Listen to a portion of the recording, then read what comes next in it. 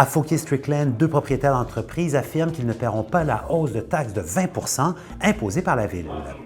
La hausse a été adoptée pour éviter la fermeture des services municipaux cet été. Les propriétaires de 2 différents terrains de camping, Paul Lavoie et Yolande Fantam, affirment que leurs taxes augmenteront d'environ 7 000 ou 8 000 et qu'ils ne peuvent pas se permettre un tel montant.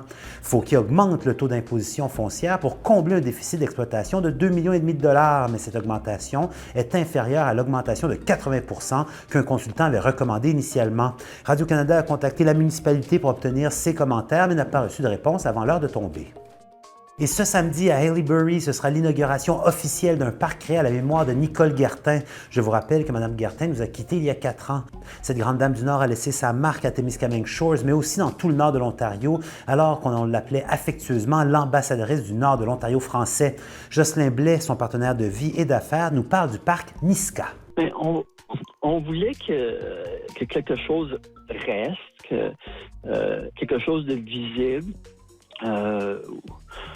Un endroit où les gens pouvaient marcher et puis se rappeler des projets de Nicole, se rappeler de ses valeurs. Donc, et puis ce parc-là, c'est un endroit où Nicole marchait souvent et puis elle faisait souvent le commentaire, il y a un potentiel avec ce terrain-ci. Là. Donc, suite à son décès, on s'est dit, OK, qu'est-ce qu'on pourrait bien faire? Et puis, on s'est rappelé là, du commentaire qu'elle faisait. Et puis, on a dit, OK, mettons en place un parc en sa mémoire.